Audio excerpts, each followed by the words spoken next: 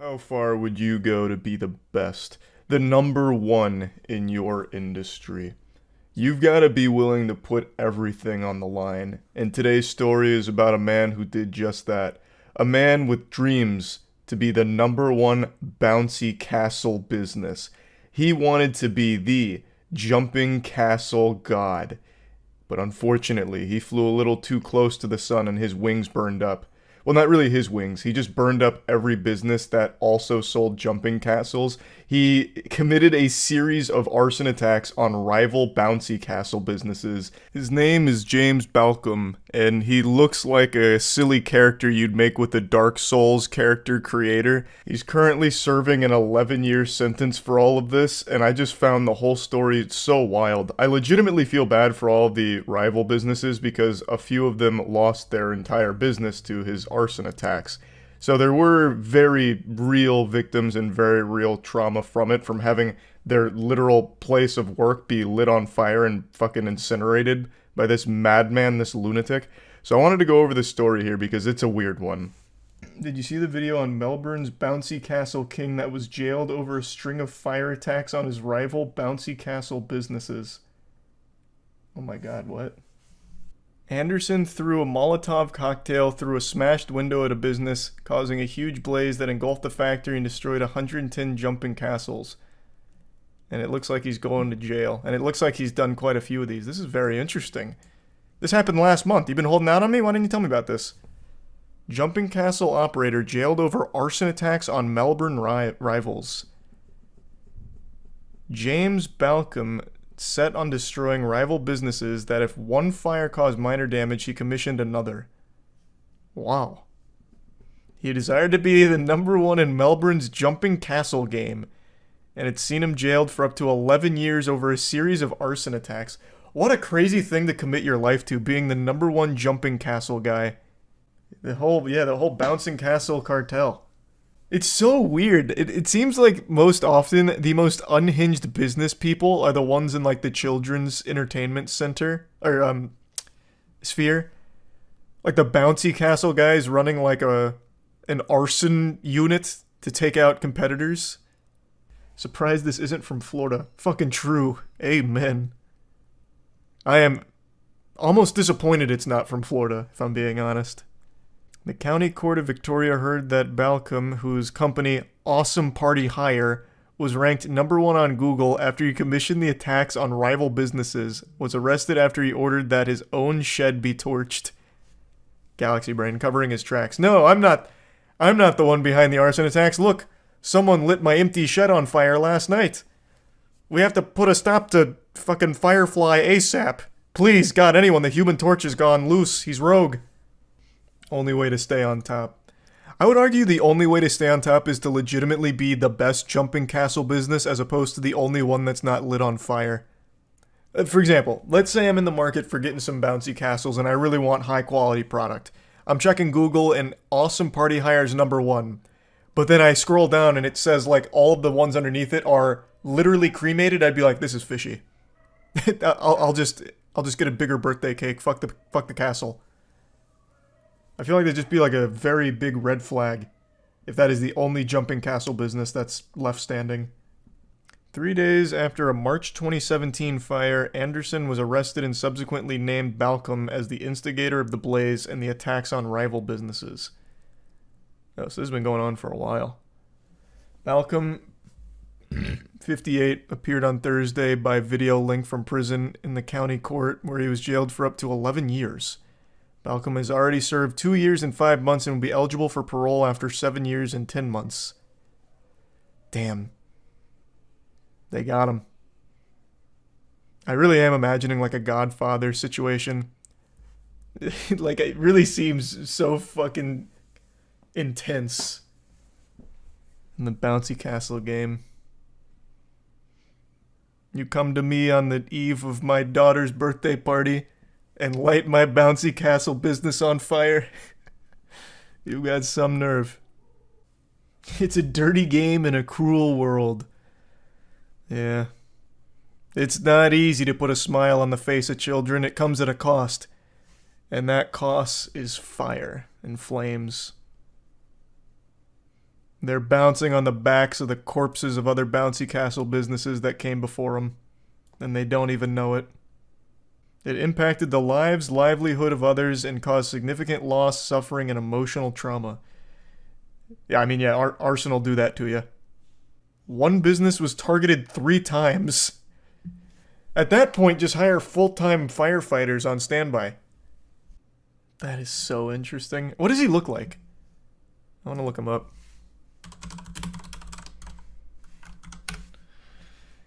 Oh, wow. This... I imagine you also got an image in your head of some, like, lunatic-looking guy. I'm just going to tell you right now, he looks exactly like the image you have in your head. This looks like an AI-generated arsonist. What the fuck? It's always the people you least expect, I suppose. Jesus. Why is his head so pointed? I don't know, man. I didn't create him in the Street Fighter 6 character creator. I have no idea. I didn't work on these sliders. He got done dirty, though, I'll tell you that much. God, this is so powerful. You became very successful in the jumping castle industry, but you also became completely fixated and obsessed with it. It consumed your every waking moment, Court Judge Stuart Bales told Balcom. You became the Dark Knight. You fell right into the Joker's palms. You're better than this, James. Gotham deserved more. Is that a mugshot? Yeah, he's already served 2 years of his sentence. So this must have been when they brought him in. They probably had to drag him kicking and screaming out of his bouncy castle. 110 jumping castles ignited and lost in an instant. Jesus, they lost their entire business from that. I just learned about something extraordinary. A situation from 1997 that somehow I was unaware of. And I look back at my life of 5 hours ago in disgust that I could be so ignorant to not know about this. I watched a video covering this and then watched the raw footage of the situation, and I'm confident this is footage I will never forget. The Men in Black couldn't neuralize this information out of my brain. A YouTuber named Sir W made a video about a guy wielding a sword holding off 50 cops. And on stream the other night, chat told me about it, and it piqued my interest, but I didn't watch it until today. And since finishing that video, I've embarked on a personal quest to learn everything there is to know about the Seattle samurai, Tony Allison. Unfortunately, all the information has been lost to time, or perhaps it's a little more dubious than that, maybe a government cover-up to keep it under wraps because he was too powerful with the katana. I don't really know, but unfortunately, I don't have many results to showcase for my hours worth of trying to deep dive. But I still wanted to talk about this story and show you Sir W's video, as well as the raw footage of the police standoff with the Seattle samurai. With nothing but sunglasses and a samurai sword to his name, this man held off an army of police officers for 11 hours and just stood there. His name is Tony Allison, but on this day he insisted that everybody, including the police, refer to him as Apollo, and it all started with him doing nothing. Yeah. April 3rd, 1997, a date that Seattle still bears the scars from. A date that is etched into the tablets of time, never to be forgotten. Except by pretty much everybody, it seems. Sir W, the YouTuber here, even mentions how surprised he was that no one else had covered this story, and I am equally as surprised now after having learned it. It is outrageous. So, it was just a normal, peaceful afternoon in Seattle, and then we witnessed the birth of the last true samurai, Tony Allison, who was walking around brandishing his trusty blade, and some of the civilians were a bit disturbed by it, weirded out. You know, why is he walking around with a sword? Eventually an off-duty officer followed him around because he found it to be odd as well. Now, Apollo was suspicious of this guy following him, and rightfully so. I would be as well. So he took what the cop describes as a defensive stance with his sword at the ready, which is understandable in a defense situation like this one. But sadly, that was enough for the off-duty cop to call his buddies, and they would remain in that same location for the next 11 hours. As quite a few of the YouTube comments point out, this entire situation is the very definition of he's just standing there menacingly. At no point does Apollo ever use his blade. He doesn't swing it. He doesn't get aggressive or show any signs of trying to draw blood. He's not trying to carve flesh from bone or anything. He's keeping his Bushido arts under wrap. He doesn't unleash his Bankai or anything. He just sits there wielding the blade for 11 fucking hours. And he is striking some mean power stances. Like, he is looking like an anime character. It looks like a video game idle animation from a lot of the footage I've seen here. For 11 hours, as like 50 officers surround him and try and talk with him. Now, his name is Tony Allison, but he wanted to be called Apollo. He didn't really communicate with the authorities, aside from a couple of sentences that he said that were apparently pretty cryptic, but one of the things that he requested was that they refer to him as Apollo, which is a pretty badass name. Almost as badass as Gamer Sups, the best beverage ever invented. We all know this. Everyone in the world knows Gamer Sups is the best fluid that has ever graced this planet. And I'm happy to announce their newest product, Gamer Soups, which is just good ramen. For the last month or so, all 8 of us at the warehouse have eaten this for breakfast and lunch pretty much every day, so I can confirm that full-grown adults can survive on a diet consisting solely of Gamer Soups. It's really just that simple, no misleading marketing mumbo-jumbo about this being some super healthy alternative, turbo food that's going to be better for your body than broccoli or anything. It's just good fucking ramen. So Gamer Soups is live right now. I'll put a link to everything in the description. You can follow their Twitter, follow their Instagram, or get yourself some Gamer Soup of your own. Big thanks to them for sponsoring. Seattle, Washington. An explosive standoff begins when a man brandishes a samurai sword on a downtown sidewalk. A friend of the man confirms authorities' worst fears. Yeah, he knows how to use the sword. Everyone's worst nightmare has just come true. Just like Roronoa Zoro, it turns out Tony Allison is aiming to be the best swordsman in the world, I guess. I don't know, they said that this guy is a friend of Tony's and that apparently he knows how to use the blade. I don't know if he's necessarily an expert or anything on the matter, or if Tony, does, performances with the sword or something. I don't know how he would know. I feel like if you're studying the blade, you're not exactly showcasing your abilities to others. You want to keep it a secret in case shit gets hairy, right? You don't want to reveal your techniques to a potential opponents. So I feel like when he was interviewed and asked, does he know how to use the sword? He's like, yeah, fuck yeah. I'm sure he does, probably. And to be fair, I feel like if you have a sword, it's kind of intuitive. You swing it a lot, and maybe you thrust and stab it a bit. Everybody on the... Police quickly cordon off the block. Everybody on the curb! Over there!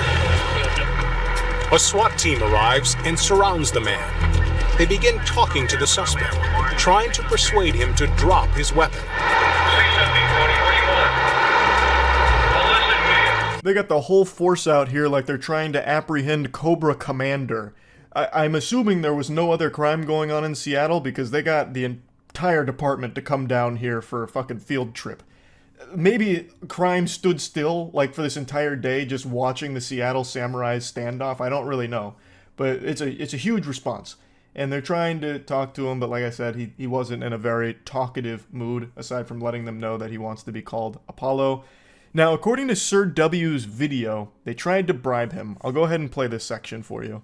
Got there, apparently they tried to bribe the samurai sword out of his hand with a glorious sum of $50. I want you to take one look at this guy and guess how he responded. However, the police did not give up here. Nah, they went back to the drawing board and came up with another offer. No, I can't make this. Offered him a Big Mac. No, I'm serious. This is real. They offered him McDonald's. This is targeted. Then they assumed since he was unmoved by this, he must have a mental health history. So they tried triggering schizophrenic urges. Of course, he was unmoved by these childish tricks and continued to stand his ground. So now, from all the research I've done, and keep in mind, there's only so much available. I guess a lot of information may have been lost in the Library of Alexandria on this case. God only knows where all of this has vanished. I feel like this is something that media would have loved to do a little more digging on, but perhaps not. From everything I was able to cobble together, I can find no official sources from the old newspapers or old articles written about it that confirm whether or not they tried to bribe him with $50 and a Big Mac. Sir W mentioned two of his main sources, and this information appears on this one, where it says that they offered him $50 for his sword, he ignored their bribe, they tempted him with a Big Mac, he held fast. But this site was making a joke out of the situation, like this post is clearly just playing around with it. It's not like 100% serious, though the situation is real. This isn't just like a factual, play-by-play of what was really going on, so I feel like there's potential that this was just slid in here as a joke. Just a little bit of baloney, some fucking dirty barnacles to spice it up and make it a little wackier and not real, because this appears nowhere else. Now, I'm not saying it's impossible, it's potential that they did try that. Just to me, it sounds a little far-fetched and unbelievable. I just can't imagine one of them going on the horn being like, "Hey, bud, drop the sword and we'll give you $50 and this Big Mac that Bill was going to give to his kids after the shift today." Like, it just doesn't seem like something they'd really try. But who knows? Again, this whole thing is already ridiculous, so it's possible. He also said that he was possessed by demons and wanted to kill them. He talked about Satan. He talked about his brothers in Russia and China, but he never really engaged the negotiator. Now, I'm going to go ahead and jump ahead here. It turns out that Tony Allison suffered from schizophrenia and manic depression and had previously spent 10 years in a mental hospital and even had a previous criminal charge of second-degree assault with intent to rape. So he's not exactly in his right mind, as you might imagine based on what you're seeing here. But the suspect is unresponsive. Never once did this individual talk to us. On occasion, he would shout out some things about Apollo and Satan and things like that, but we never were able to establish any sort of a conversation with him at all. As Commissioner Gordon states there, they couldn't really communicate with him aside from, again, the mentions of Apollo, and he also talked about his brothers at some point, as well as, like, Satan.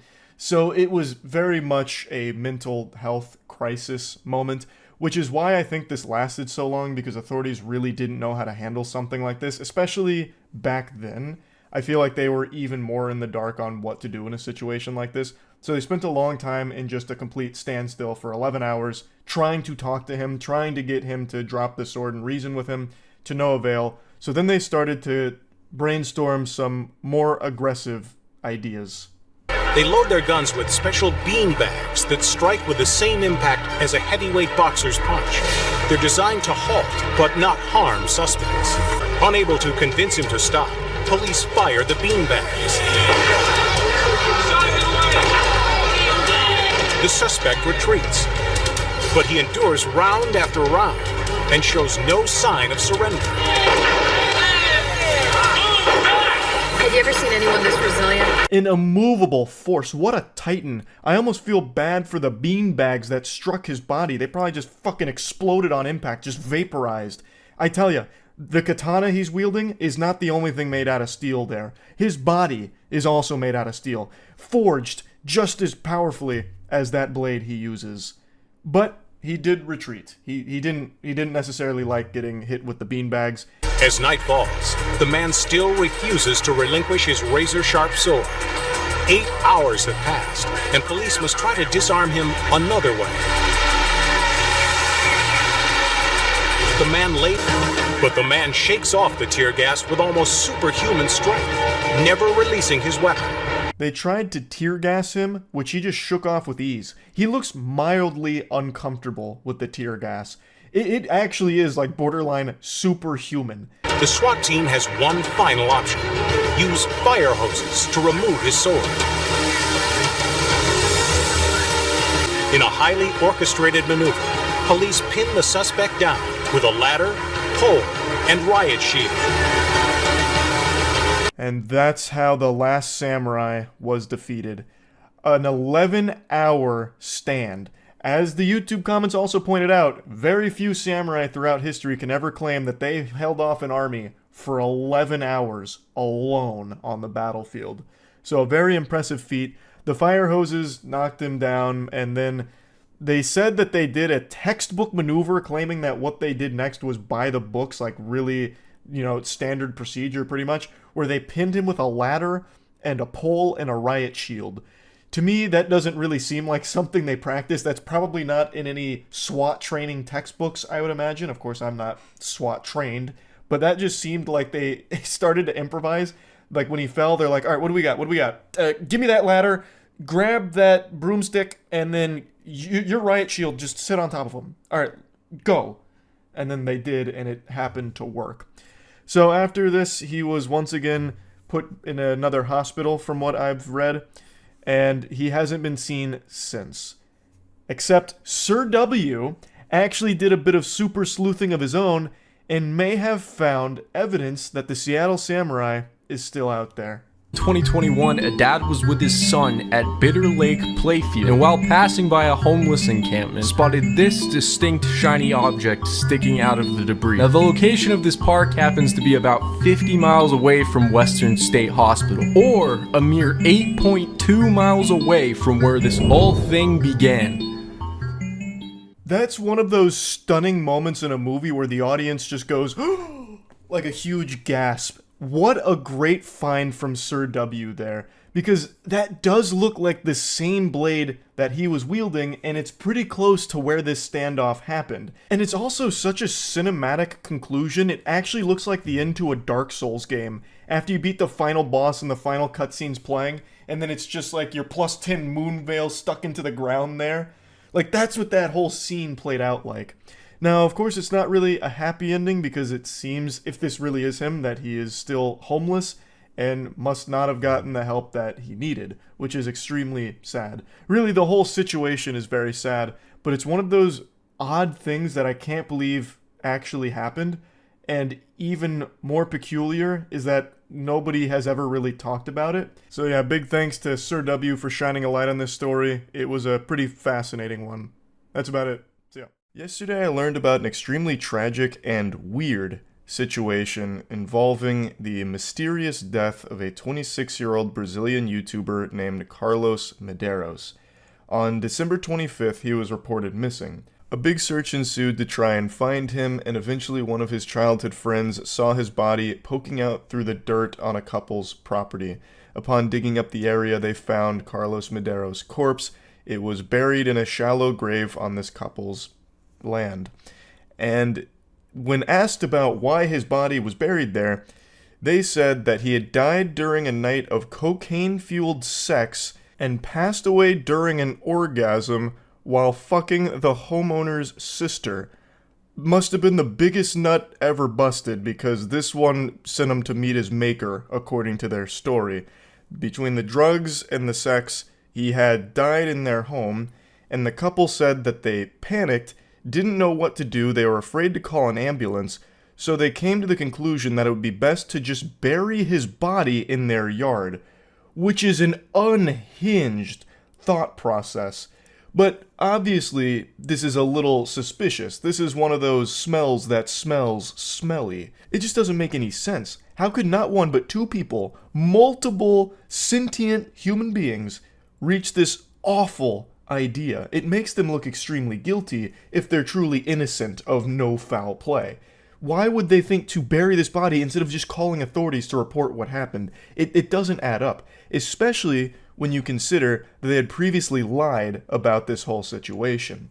Initially, they said that Carlos Medeiros left their house, and they had no idea where he was, and they had even allegedly made a social media post saying that they've got to find Carlos Medeiros. Come on, let's all find Carlos Medeiros. We gotta get him back, knowing full well they had buried him in their property. So that just, there's something not right there. This is like a plot line out of LA Noire. So it's a really fucking wild story, and there's actually more to it that I went over on stream, so I'm gonna play you those clips now. There was a YouTuber who was buried in a backyard. Oh, you're talking about the Brazilian YouTuber, right? Hold on, I'll pull that up in a second because that was kind of crazy. Let me send a quick text. 26-year-old Brazilian YouTuber found in neighbor's backyard. It was Carlos Medeiros. Body of a 26-year-old Brazilian YouTuber has been found buried in the backyard of some of his neighbors. He was reported missing on Christmas Day after he failed to return home for dinner with friends who later said that he had left their home late at night. Medeiros' family searched hospitals and woods until Saturday. Someone saw a mound of dirt in the house of this couple he had visited for the holidays.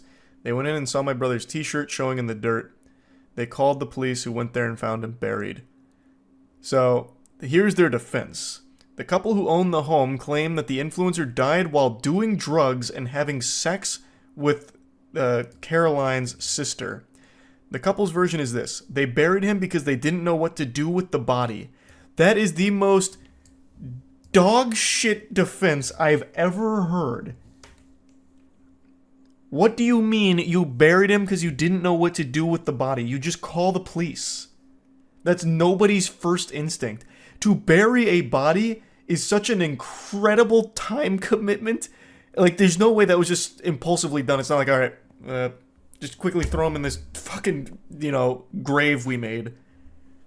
This is absolutely seeming like they killed him and tried to hide the body poorly in a shallow grave because of the drugs, assuming it wasn't murder. Yeah, well, I don't think they've ran a toxicology report or anything yet. I think it's still too new.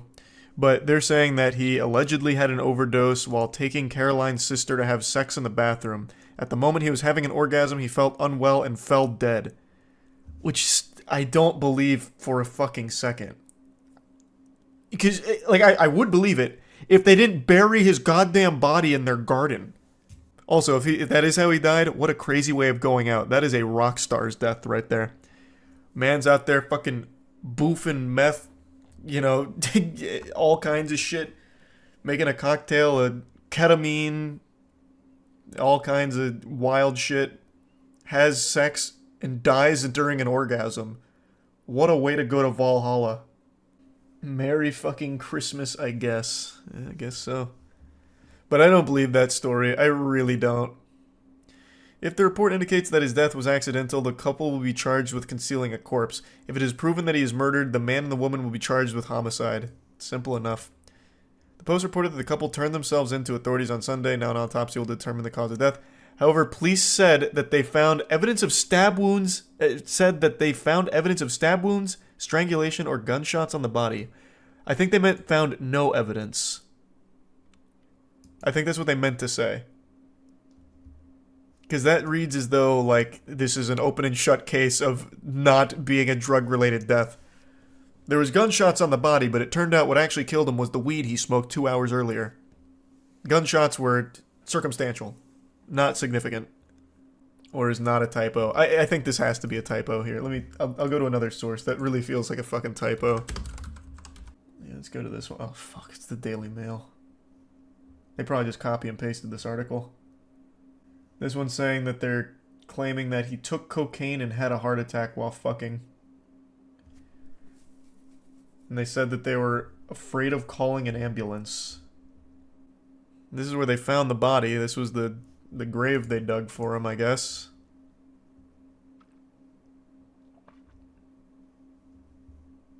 The couple had initially lied and said that Medeiros left their home after dinner before later confessing to a different story. This is baloney! What a load of fucking fish paste! He didn't die from cocaine and sex. I don't believe this for a second. Also, these ads are nuts. These ads are going fucking insano style. Man, all this inundation with ads will put you in an early grave. Good God, what an eyesore. They also made a social media post asking the public for help finding Medeiros. Shameless. Absolutely shameless. There's no way, there is no sensible couple that would bury a body of someone that just died in their home while having sex with their sister. That's already wild. And there is no way that they would start lying about it and then making social media posts. There's some fishiness afoot. Civil Police Chief Louis Faria told G1 that the incident is being investigated as a homicide committed by an unknown perpetrator. Sounds about right. Okay, yeah, it was a typo. During the search for the firefighters, according to a police report, Medeiros' body did not display any signs of violence. The house was set on fire. What? The house was set on fire by neighbors, but no arrests have been made. What? Wait, what? What is happening in this story?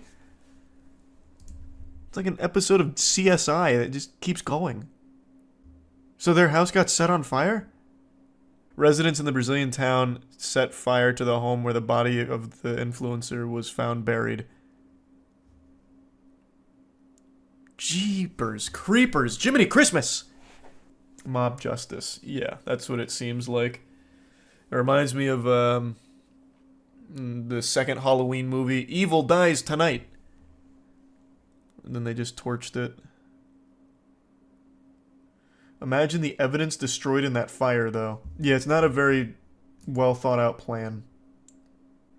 Look down, they're only charged with concealing a corpse. Yeah, we already covered that. Well, they will be charged with concealing a corpse if it was accidental, or if it's ruled, like after the autopsy, that he died from a heart attack from cocaine. Then my brain just had one of those like record scratch moments where everything just went foggy. Right now, it's just looking at concealing a corpse. If it was accidental and his death was a heart attack from cocaine. But if it turns out they killed him, obviously they're going to be charged with murder. It'd be so much less suspicious if they didn't burn the fucking house. Well, no, the family didn't burn the house. The community did.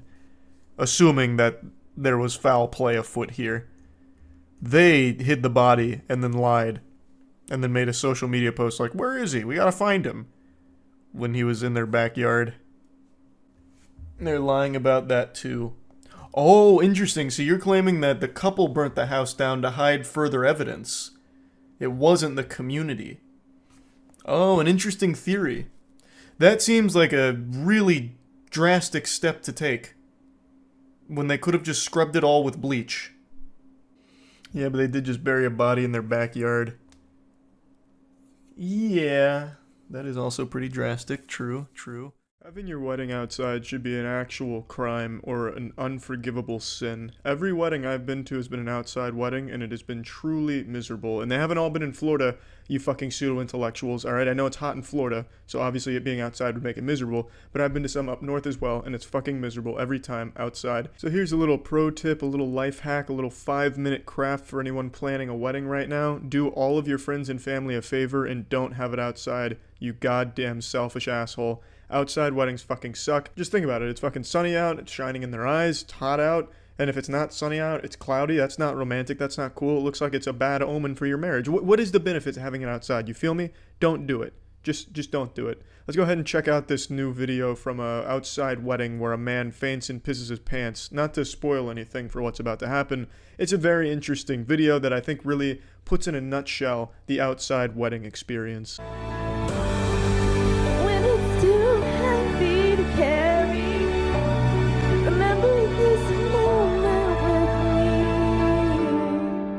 A beautiful ballad indeed. If I was an America's Got Talent judge, they'd be going right to Vegas if it was up to me. Just a great set of golden pipes right there, nailing those notes, really belting it out. But unfortunately, this concert's about to come to a close with a very rude interruption that just puts the brakes on this angelic performance. I get to love you. I get to love you. There's a bit of a subtle fall, so I'm gonna go ahead and rewind that on the Jumbotron in case you missed it. I get to love you. The dude felt like he got fucking blasted by a sniper in the background who 360 no-scope headshot him. That was an absolutely brutal tumble. No doubt the result of locking his knees. I've actually seen that happen quite a few times throughout my life. So there's a little PSA for all of you best men out there. Don't lock your knees or else you're gonna potato sack in front of everyone just like this man did. And that sound he made on impact sounded like an entire gym bag full of water balloons being slammed against a garbage can. It was a ridiculously loud one. To be honest, I completely understand why he fainted. He probably had just found out that I stream on Twitch at twitch.tv/moistcritical, and he was blown away by how great the streams are. We need a towel.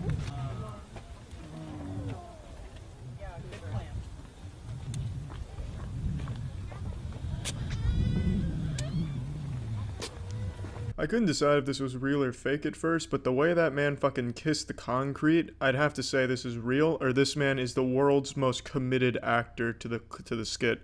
Because that shit looked absolutely devastatingly painful, and he straight up pee-peed his britches. Now, don't get me wrong, I have no problem peeing my pants for the good of a scene, but I wouldn't be overly eager to fucking belly flop onto a wood deck like that. And the reason why I lean toward this being fake initially is because the camera work is so goddamn good. The cameraman really fucked this guy in particular, because this is like so professional looking, it looks like a skit. The lighting is focused on the fall, and there's multiple cameras showing the fall from a great angle, and then at the end it has him walking towards the camera with urine on his penis. Well, not on his penis, I didn't see his dick in this, but on his penis pants area. The camera work is nothing shy of professional, and I have no doubt this cameraman was working on the Avengers before doing this wedding video. Impressive stuff.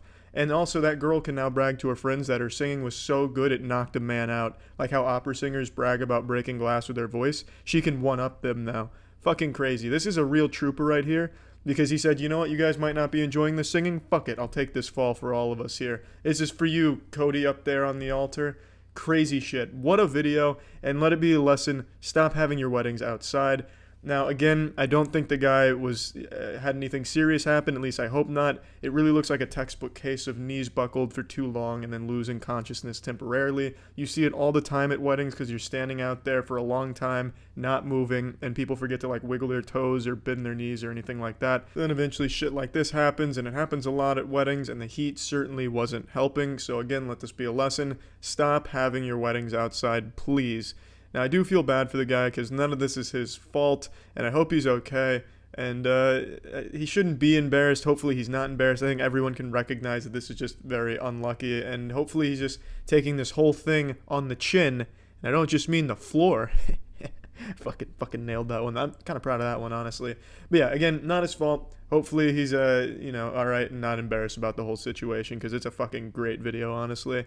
That's it. Howdy, do I have a wacky story to share with you today. On today's episode of I Can't Believe It's Not Florida, we have the story of a man in New Jersey who crashed his car through a police station while listening to Welcome to the Jungle. So I'm guessing he had that song cranked to max volume and the adrenaline was pumping in his body. The song was reaching its crescendo. It's about to go into the chorus, and then this guy's eyes roll into the back of his skull. Welcome to the Jungle summons the spirit of Evel Knievel, takes the wheel, the demon of speed is there, puts the pedal to the metal, and just crashes into the police station.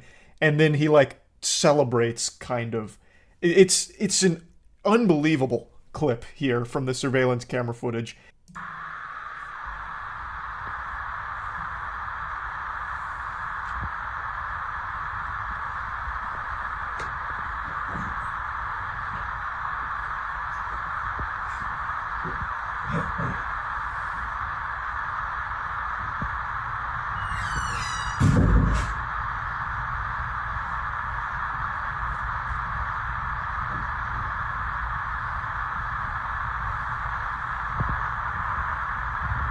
He gets out of the car like a gymnast who just landed an impressive trick. He strikes a pose like he was expecting some kind of huge celebration, a massive round of applause as if it was a concert or something and he was performing.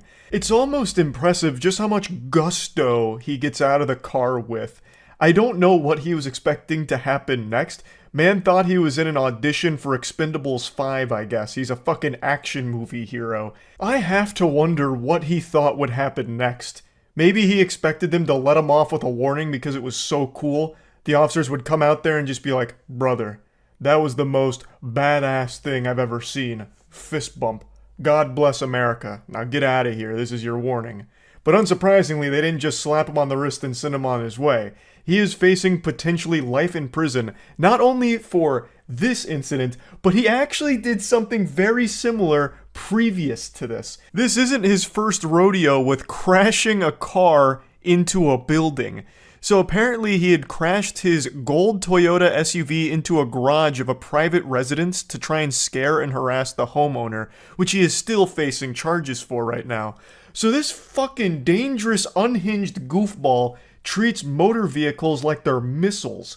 He is just blasting these into any building. Nowhere is safe. You know that statistic that gets tossed around from time to time about how you're more likely to be killed in your chair in the living room than you are on a plane, in a plane crash? I'm starting to believe that now, because with this kind of person out there in the wild, you never know when a car is going to be just crashing through your walls like the Kool-Aid Man, like a fucking torpedo, and just hitting you in the living room out of nowhere. Like, that is just, it's incomprehensible. So he's built up quite an impressive resume here with a lot of charges to his name. So for the first incident, he's facing burglary, criminal mischief, possession of a weapon for an unlawful purpose, and harassment. And now for this one, he's facing a terrorism charge, which carries a minimum sentence of 30 years and a maximum sentence of life, causing widespread injury or damage, aggravated assault, burglary, possession of a weapon for an unlawful purpose, and criminal mischief. The punishment fits the crime here. It's not like these are exaggerated charges. He just blindly blasted his vehicle into this building. He had no idea if there was going to be people on the other side of it, which could have easily killed people. So yeah, all of these charges really fit the crime. He is not safe to be in society, especially not behind the wheel of a vehicle. Now, one other thing I find shocking about this footage is how calm the officers are in responding to this. They make it seem like it's just routine, as if cars are just crashing through their walls every hour of every day. It's like they just get out there and they're annoyed, like bothered. Oh, jeepers. Jiminy Christmas. Another one? Alright, come here, son. I can't believe you've done this. Oh, bother. Alright, book him. Now we're gonna have to clean up another wall. I just don't know how it's possible to be that calm in that situation. They just look exhausted. They look tired and annoyed. Whereas, like, that would be the most shocking jump scare imaginable. Jump scares don't scare me in horror movies or horror games or anything like that, but this would probably actually have me shit myself. 100% I would stain my britches. That is the most unexpected thing to happen. And it's not like that's immediately what you would expect the sound to be. Like, they were in the room over, so they would have just mainly heard it as opposed to see it right away. That must have sounded like a bomb going off. My first thought would be that we had just been hit by a drone strike or something. I wouldn't immediately think like a car came through here or something. Like that I would be in a panic. I would be inconsolable. I'd be shaking. Meanwhile, these two officers here walk out like they'd just been rudely interrupted from their nap. It's just wild to me. Also, something I didn't mention. I mentioned that he had previously crashed into another building, a private residence.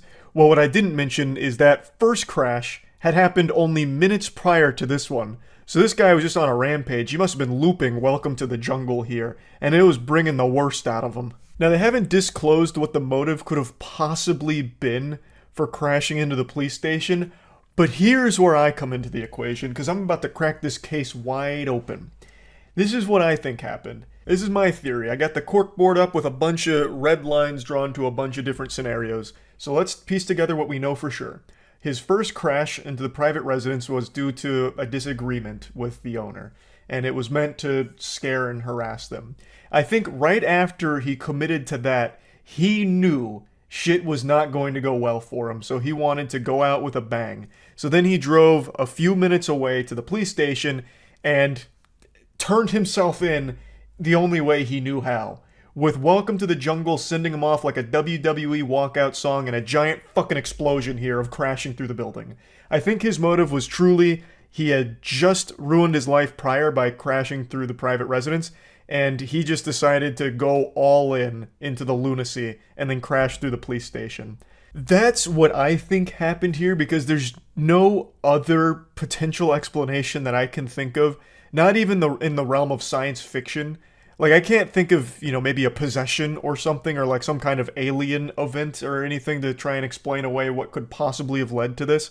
I really think it was him knowing that he had already committed a serious crime, and he just, I don't know, decided to go even harder for it and just call it quits by driving through the police station.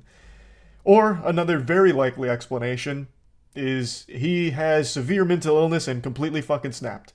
That's also very possibly the case here. Who knows? I am excited to see when they finally reveal the motive, because he doesn't seem like a man who's going to be, tight-lipped. It doesn't seem like he's going to be hard to get the truth out of. He probably told them at the police station why he did it. They just haven't said to the public yet.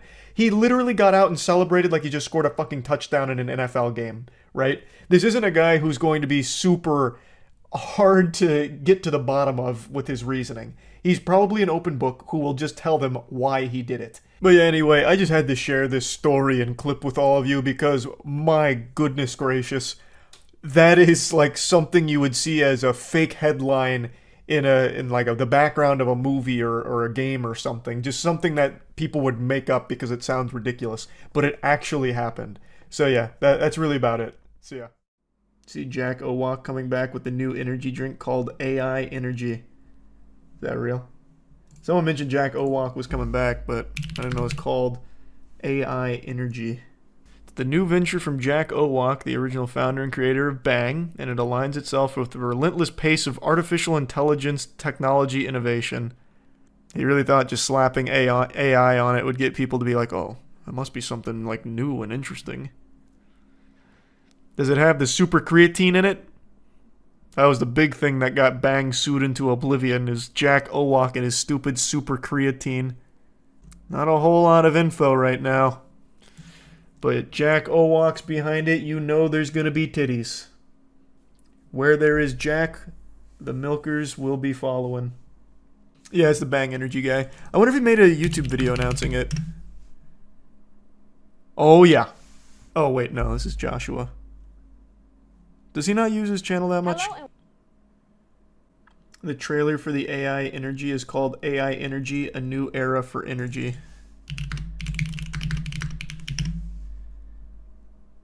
Oh man, this looks really awesome. You and I set the beverage industry ablaze, creating the multi-billion-dollar performance energy drink category. Jack, the only thing you set ablaze was your company, brother. You got blasted. They butt-fucked you, brother. You and your stupid super creatine. It's crazy. This guy, he's like such a cartoon character. Stoked to bring you AI Energy, my most brilliant and delicious innovation ever. A new experience for a new era. AI Energy. That was hype. That was hype. I'm gonna have to get me a few cans of that now, clearly. Wow. I like how he keeps talking about, like, how important Bang was. The only reason Bang ever had any market share is because it catered to actual, like, horny teenagers, because all of the marketing was just putting Bang in between the butt cheeks of any model that Jack could get into the DMs of. They did nothing interesting. It was bottom of the barrel slop.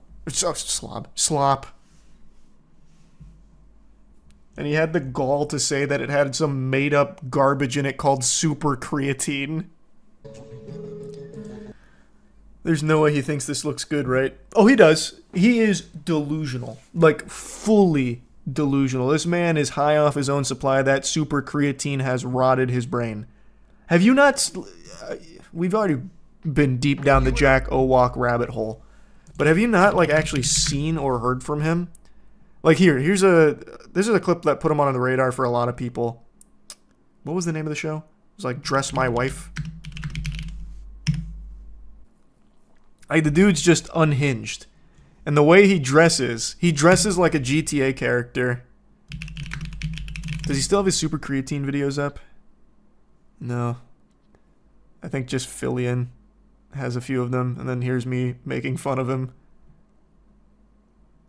Damn, he took it down. But he wears, like, these crazy, like, either pure gold suits with, like, these giant Bang chains. Or he has, like, this really cool purple one, too. Like, he's just a weirdo. Whoa. My breech home birth story. Unmedicated labor and delivery vlog. Can nothing just be private anymore? And why is Jack Owak shirtless like he delivered the baby? Is this his knee right here? What is he doing? Is he squatting or is that his pec? I can't even tell what I'm looking at. This man's anatomy confuses me. I think he's squatting like on a squatty potty type thing. What does his family content look like? I've got to know. Telling my husband we are pregnant with baby number 6. Emotional. Like, Jack doesn't have human emotions anymore. It's all AI generated in his DNA now. And argue that in the comments below. He's still wearing the Bang chain. But Jordan, there is no Jordan. This video's a year old. Bang was already blasted to the Shadow Realm by this point. Why is he still wearing it? Big things come in small boxes, you know? Especially on Valentine's Day. What'd you get? What'd he get you? Oh my gosh, I'm excited. Is it an IPO for AI energy? Necklace. Oh, that's so cute. Oh, Open it up, open it up. It's got a picture of Jack's nutsack in there. so cute. Look at this. The Vince McMahon of energy drinks. Oh, he is very Vince McMahon-esque, huh? That's a good comparison. Well, I'm gonna keep my eye on AI energy. It might just sweep in and be the next big one.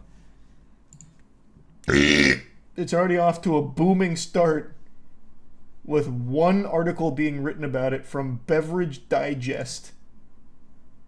And it's one sentence. People cannot wait for Jack Owok's return. How do I get it? Do I have to mint it on the blockchain or something? It doesn't have its own website or anything. You and I set the beverage industry ablaze, creating... Yeah, this is what you said in the video, too. This looks like one of those fake Flash games, like the Meet and Fuck Kingdom. But you just meet and have sex with Jack Owok, I guess. Please spread the word, my friends. My wife and I appreciate all of your overwhelming love and support. Together, you and I revolutionize the consumer products industry with literally billions of followers through our vast 1,000 plus creator and influencer social media army. We love our influencers and creators. Our novel products, marketing, distribution, and manufacturing innovations resulted in Bang Energy eclipsing its first $1 billion in sales faster or as fast as Tesla. Sorry, my man Elon. Bang beat you by 4 years. Nike beat Nike. I like how even on his AI energy drink site, he's still just talking about Bang. Overtly corrupt South Florida bankruptcy community. He's talking about, I'm innocent. I did nothing wrong. Oh, also, get AI energy. Why is he making AI videos of himself? He could just say it. Because it's AI energy and he's showing the power of AI. In concert to improve motivation and mood. These components also increase critical neurotransmitters, including dopamine, epinephrine, norepinephrine, and acetylcholine. These neurotransmitters play key roles. Why does he look like a baby? He looks like a baby man here. And memory and improved brain and body. De-aged him too far. Way beyond caffeine alone. Thank you for your support. I'd love to see what a real can of this looks like. But I don't think it actually exists. Is this it or is this AI? Oh, here we go. My prayers have been answered. It's right around the corner.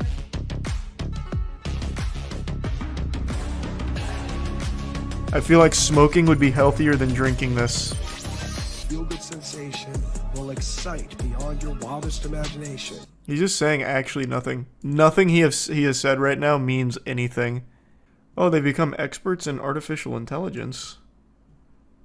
By that, Jack means they generated a few Shrek memes using Midjourney. Because artificial intelligence is increasing at such a geometric and exponential rate, human intelligence will likely never keep up. However, I do believe AI energy combined with other factors like practicing an instrument or sport or engaging in other repeated critical thinking activities has the potential to increase brain power and human intelligence, both acutely and over time. He has the gall to say that drinking AI energy is going to help increase brain power and human intelligence to compete with AI. Why are you even calling it AI in the first place, Jack? This has nothing to do with AI. AI doesn't even look good. Isn't this guy a billionaire? Well, yeah, but he's generating these himself. He is literally making these himself. It's written by AI. Probably. I have 30 years statements in the article have not been evaluated by the FDA. Consult a healthcare provider. Yeah, this is just normal disclaimer stuff. That's pretty cool, Jack. Pretty fucking cool. Order it. I was thinking about it, but I don't even know if it'd be fun as a joke. I feel like it's just gonna be dangerous. This is Jack Owok Unchained. No supervision. This man would sneak nicotine and fucking Fent into these. I don't know. I don't think it's worth. I'll wait to see if people survive the first wave. They're not going to stores. Since he's not selling them in stores, there's not going to be any real oversight. He's just selling them online. It'll be like pink sauce. It'll be like pink sauce in a can. There's two questions I get asked more than any others. why am I short, and why do I live in Tampa? And my answer to both of these questions is the same. Because I like it. I like being short. Feels good. Now, obviously, I'm just kidding. I'm not fooling anyone with that response, but what am I going to do about it? Not exactly something I can change, like a bad hairstyle. It's not like the result of being lazy. It's not like going to the gym more often is somehow going to magically make me taller. This is just the way the Lord 3D printed me, and I'm powerless against it, unless I want to break both of my legs and then take years of physical therapy to learn to walk again and all that, which I'm not going to do, so that's the reason I'm short. Can't help it. But my answer was honest to the second question. I live in Tampa because I like it. I know a lot of people outside of Florida view Florida as like some kind of freak show circus PvP enabled zone because of all the Florida man stories. So people look at this place as if it's some different planet with an entirely different species of people that live here. But I was born and raised in this swamp. 29 years down here, I got that Florida man gene embedded deep in my DNA. And boy, howdy, I tell ya, I don't see myself moving anywhere outside of Florida.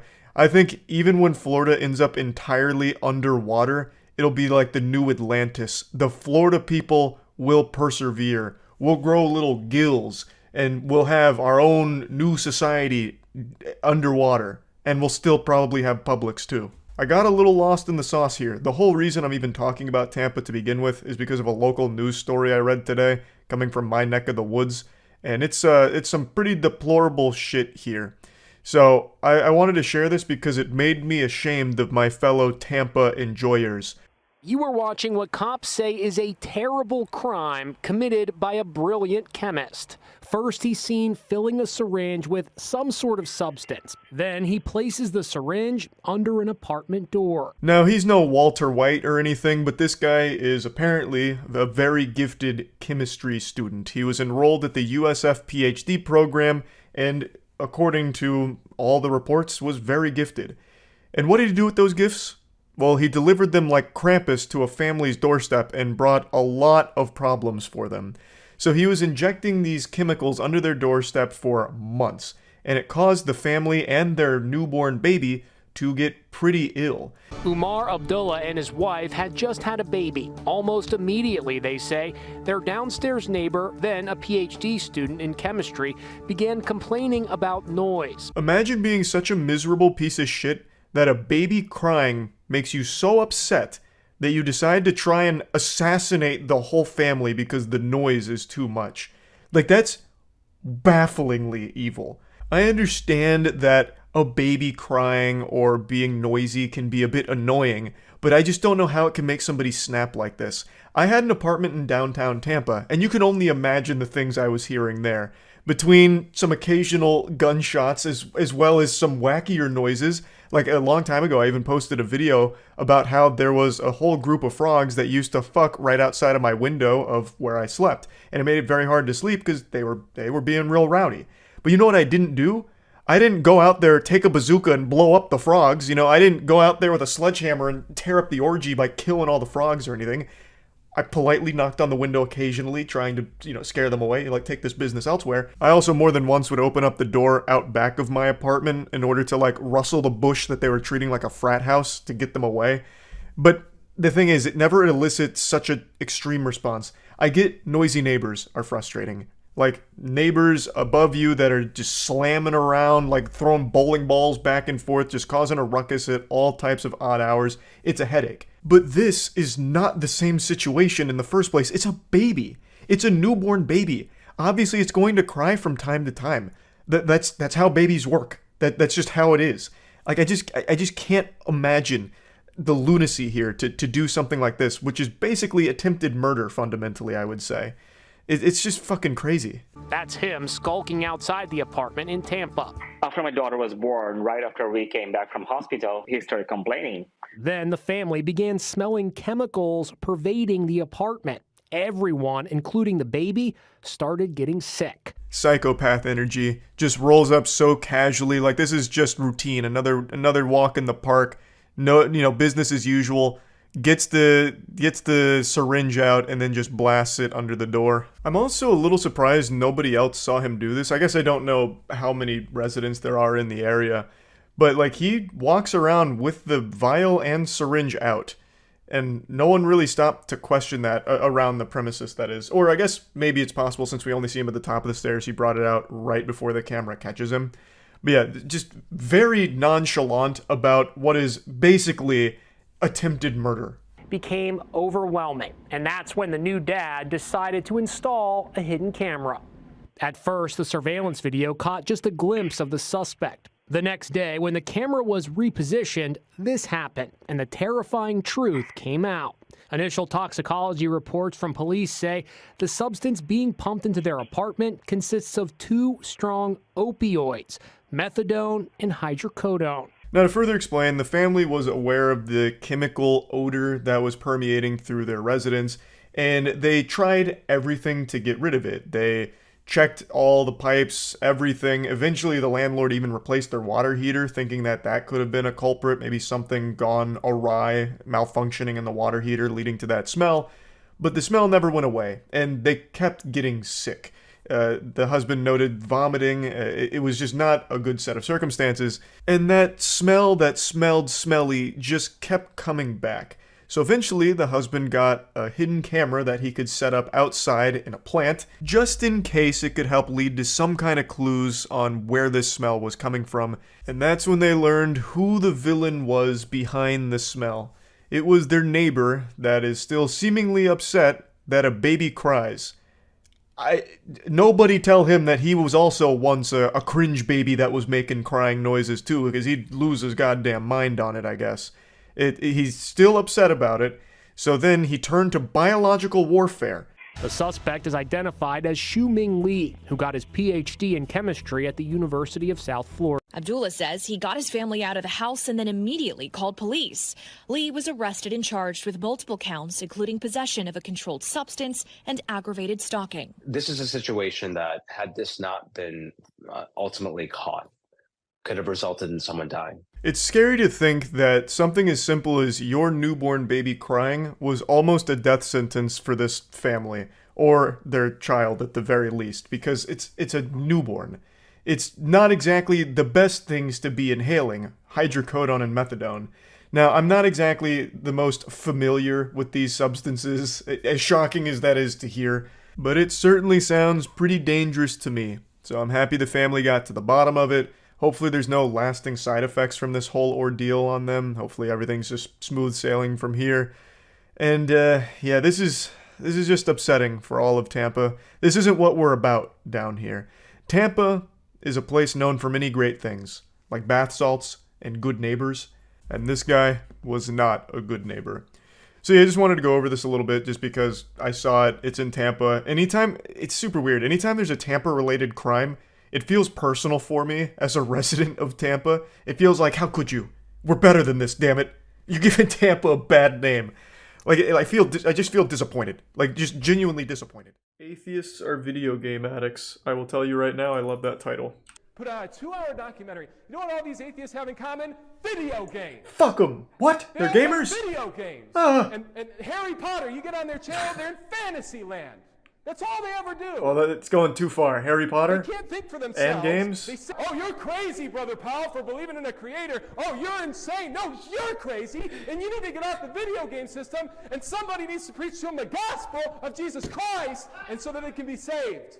That's what we need. Amen. And I'm sick and tired of these stinking video games. Yeah, fuck those things. Messing with people. And that god and creator is Ninja. Oh my god, wait, this is the same channel that posted the God Hates Video Games? Wait a minute, how many video game lectures are there? Skillet exposed. Skillet? The Christian band that made popular hits such as Rebirth, Savior, Monster, and all the other shit you would hear in a Call of Duty montage back in 2009? They are demon-possessed people? And worldly music is the song of fools. Oh, the song shit, of people I knew it. that don't believe on the Lord.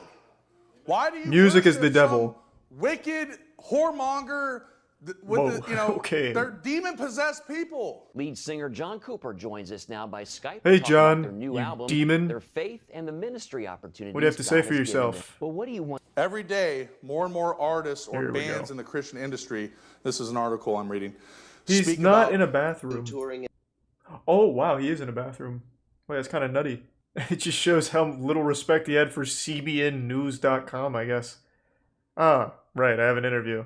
I'm just going to go to the shitter at the restaurant here. In an interview with STL today, frontman of the band Skillet, John Cooper, went into greater detail about why he and his band prefer to avoid using the word Christian. Oh, you blasphemer. So this is how John, listen to this. How could you? I just tell people you spit in the I'm face a of the hard rock Lord. Band. I leave Christian out. He told STL today. A lot of people don't know what Christian rock is. Yeah, they do. That's a lie. Or no, what do you mean? For Christian people. We're not a band that only sings to Christian people. Well, then you're not. That's not Christian. Yeah, atheists go to hell. Atheist? Yeah. Your message isn't Christian. You should be killing them in the streets or something. In there you want, but it's not Christian. I think it was last night. Sherry's like, "What are you listening to?" I'm like, garbage, and I turned it off. But the song was totally. Yeah, I'd rather listen to the same fucking 3 songs at church on repeat. I'm glad it's not like stuck in my head. Yeah, fuck yeah. I mean, my faith in Jesus is everything. You're going. He seems like a nice guy, which is why he's a demon. It says in hymns and spiritual songs, singing with melody in your heart to the Lord, singing with grace in your heart to the Lord. But verse this guy says, can't sing for shit. I promise you that. The spirit and the spirit against probably the sounds flesh, like diarrhea and being pushed through a trombone. Why women should not say amen in church? What? What is that? Spirit. But the Bible says in 1 Timothy 2:11, let the woman learn in silence with all subjection. Let your women keep silence in the churches, for it is not permitted unto them to speak. But they are commanded to be under obedience, as also saith the law. This is in the Bible? And if they will learn anything, let them ask their husbands at home, for it is a shame for women to speak in the church. Now, it says in 1 Timothy 2:11, let the woman learn in this silence is in the Bible and not with like all subjection. on so Facebook? Obviously, when it's learning time, it's silence time. See what I mean? So what it's saying is that they are to learn. I love the guys in the front row. It's silence time. I'm trying to learn about God. She's not welcome in here. It's a boys' club. Boys and shit. We like that. Not you. Shut the fuck up. I'm trying to learn about the Bible. Am I right, Brother Sean? It says when the learning is going on, they're not permitted to speak. When the learning that's reasonable. They're to be inside. No, okay. When the preaching of God's word is taking place, first of all, it's not for a woman to be doing the preaching. And second of all, it's not for women to be speaking. Even the Bible's really clear. Even if they were to have a question. All right, now I see. They're not to ask that question in the church. Oh, of course not. Why would they? Number two, even if they want to I guess God doesn't like women. Husband. It's shocking to me that I don't see a wedding ring on his finger. This dude is a catch. Are you kidding me? You're telling me this pussy-slaying machine is single? Oh, what in tarnation? Oh, what kind of world do we live in? Where a good old red-blooded, God-fearing patriot can't have a wife. You know, he probably just chooses not to. And of course, the heart is in the right place. Now, I was preaching one time, and a woman actually disagreed with me. Oh, that in the middle bitch! Of my preaching. You know, what? I said something, and she said I was wrong. What was she thinking? You know, and I kind of blew up a little bit. But anyway. Well, rightfully so. But, you know, questioning you? There could be times when as a woman disagreeing. And you know what? Did you guys hear that? In the right place, of course. But the audacity. In reality, if we're going to be true to Scripture, then basically we would say, okay, when it's time for learning, that's a time for women to keep silence. That's a time to learn. Christ. Oh my God. What fucking lunacy. Holy shit.